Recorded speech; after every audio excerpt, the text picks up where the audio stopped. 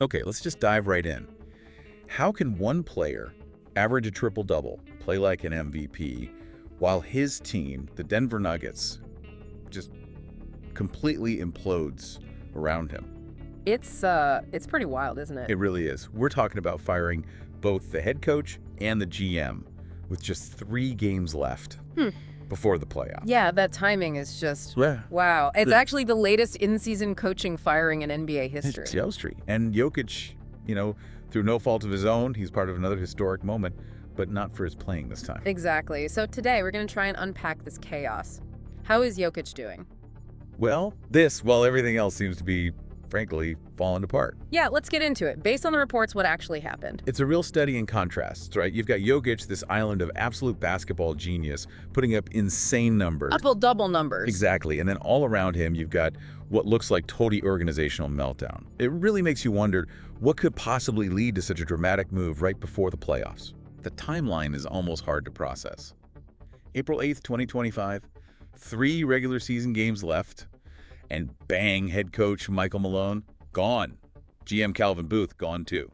Think about that. Malone, the winningest coach in their history. Right. And Booth, the guy calling the shots, the main basketball decision maker who, let's be honest, put together key parts of that championship roster just 2 years ago. No, it's just poof, gone. It's staggering. Absolutely seismic, especially considering, their history together. Malone was huge for developing Jokic, Murray, MPJ. He knew that team inside out. He'd been there forever, practically. And Booth, okay, he inherited some pieces, but he made those crucial moves, getting Bruce Brown, trading for KCP, drafting Christian Braun, guys who were vital for that 23 title. Indispensable pieces, which makes getting rid of both of them at the same time just mind-blowing. So what was going on? The reports point to this Cold War simmering behind the scenes, constant fighting over how the team should be run. A Cold War, okay.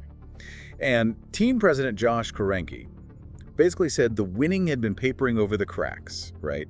That there was serious dysfunction hiding underneath. It seems to be the gist, yeah. Kroenke felt the success was masking deeper problems between Malone and Booth. So what were the cracks? What was the fundamental disagreement? Well, it sounds like it boiled down to different team-building philosophies, really.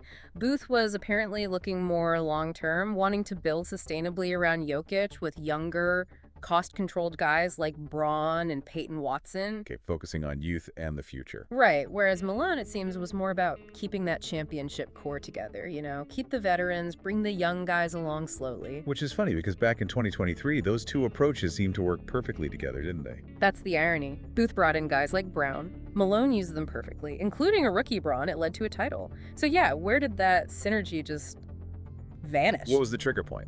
Sources keep pointing back to that 2024 playoff exit against Minnesota.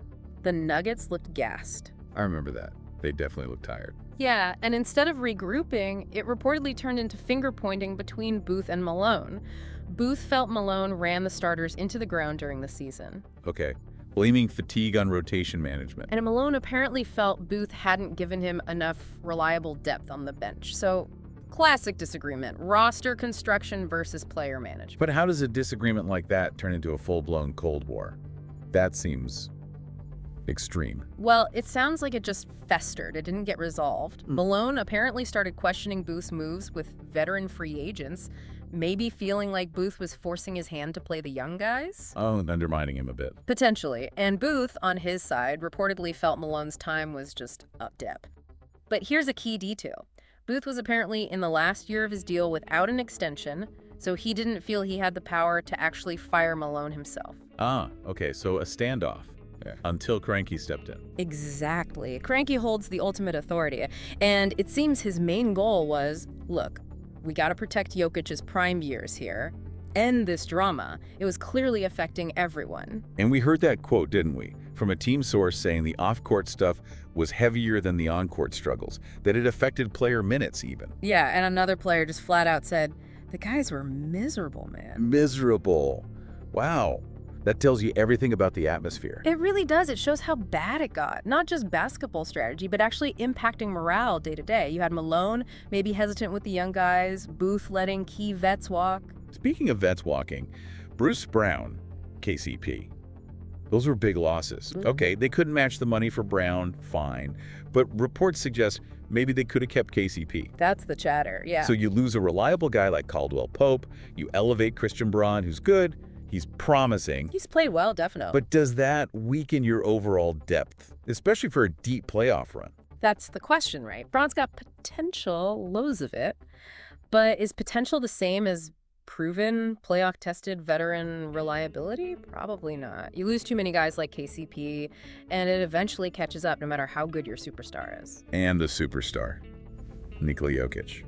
Through all this mess, this organizational dumpster fire, basically. Yeah, that description feels pretty apt right now. He's putting up ridiculous numbers, averaging a triple-double for the season, right before the firings. 20-12-11 against the Kings, then 26-16-13 against Memphis. He's even scoring more than ever. It's like he's single-handedly trying to drag them through it, just sheer force of will. What does that tell you? His ability to just block out the noise and perform like that. It's astounding, honestly. Speaks volumes about his focus, his mental toughness. I mean, look, when they're healthy, Jokic, Murray, MPJ, Gordon, they're still dangerous, no question. But this internal stuff, it absolutely makes them more vulnerable. Teams will smell blood in the water. And we also heard Malone was getting, let's say, blunter in his post-game comments. He's always been intense, but... Yeah, maybe dialing it up a bit too much. Perhaps.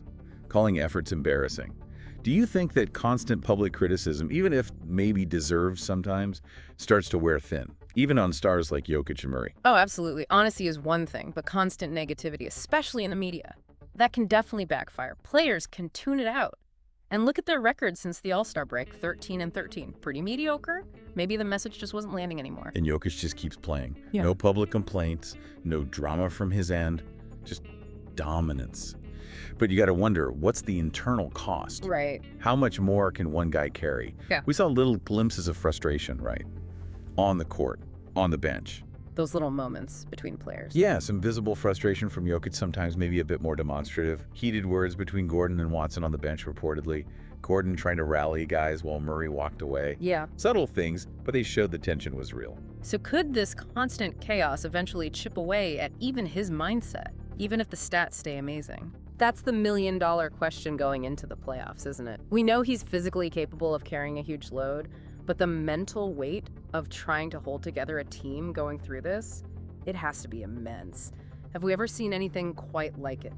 A player this dominant while the organization is seemingly imploding. It feels unique.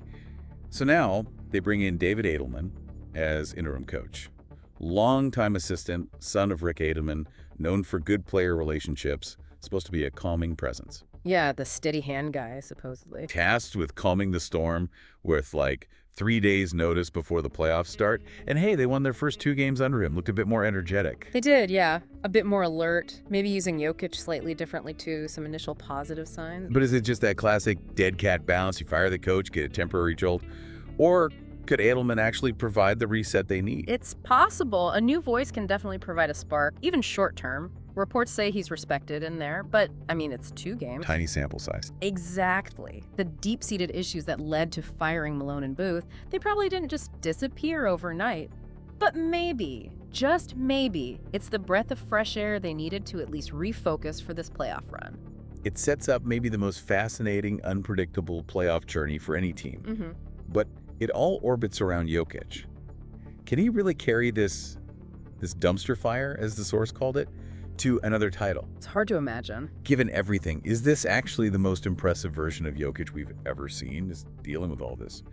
What stands out most to you about his performance right now? It's got to be the focus, right? We've seen guys carry teams, sure, but carry them through this level of just organizational breakdown, that feels different. It's a testament to his unique ability to just play basketball no matter what chaos is swirling around him. So just to wrap it up, unprecedented firings just before the playoffs, a deep conflict between coach and GM boiling over, and Nikola Jokic somehow playing at an absolutely historic level right in the middle of it all. It's bizarre. It's